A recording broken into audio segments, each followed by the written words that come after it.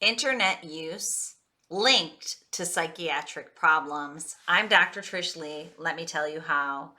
In a study that you can check out on the blog post that's linked below on my website, what the authors of this study found is that kids that were in a residential treatment facility for psychiatric problems had a much higher instance of internet addiction and problematic internet use. So I've made 2 other videos that describe more about this study in terms of the types of internet users and what the internet does to your brain. But in this video, what I want to share is that they compared this group of kids that have psychiatric problems to a typical school sample. And this is what they found. In the typical school, 88.2% of the kids had normal or typical internet use. 7.8% of them had problematic internet use, and 3.9% had addictive internet use. So I'm going to round them for you. 88% were typical, 8% was problematic, and 4% was addictive. Now compare that typical sample to kids that had pretty significant psychiatric problems. In that case, 72.5% of the kids had typical internet use. 6.9 had problematic use, and 20.6 had addictive internet use. So again, rounding, we've got 72% normal use, 7% problematic, and 21% addictive internet use. That is significantly more than the kids who were in a regular school and did not have psychiatric issues. They did not find any link to socioeconomic status or to parent marital status. What they found was internet use was significantly related to psychiatric problems like anxiety, depression, anger, obsessive compulsive disorders. They found that there was aggression.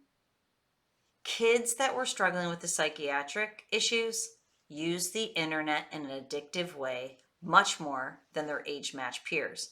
So what does that mean for us? We know from the science that addictive internet use increases the slow speed, theta, in your brain and increases the extra fast speed, high beta, in your brain. That creates what I call the pendulum effect. Your brain is running too slow and too fast simultaneously. It's the exact opposite of the optimal processing speed in the middle of using alpha and low beta for calm focus. So these kids are not calm and focused because they're using the internet so much. They're out here in the extremes of the pendulum, feeling overwhelmed and fatigued and irritated while feeling anxious and compulsive. So what's the solution? Clearly, it's to bring your brain pattern back into this medium optimal speed.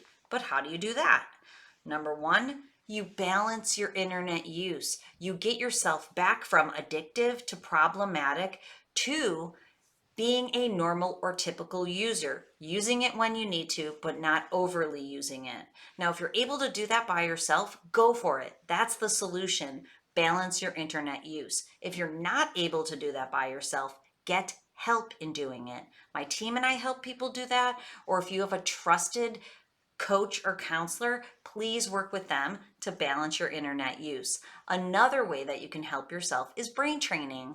On my website, there's a way that you can get the brain sensing headband with an exclusive discount and just start training your brain by yourself. We never need to meet, or I don't need to help you if you don't want me to. You can do it by yourself. The brain training headband brings your brain back into that medium speed so you can get rolling in the right direction today. And of course, if you're looking for help, my team and I are there to help you too. But what brain training does is it pulls your brain, doesn't put anything in, it gently guides it back into that medium speed of calm focus so you can rock out your best life. Okay, for more information, go on over to my website, drtrishleigh.com. And as always, control your brain or it'll control you.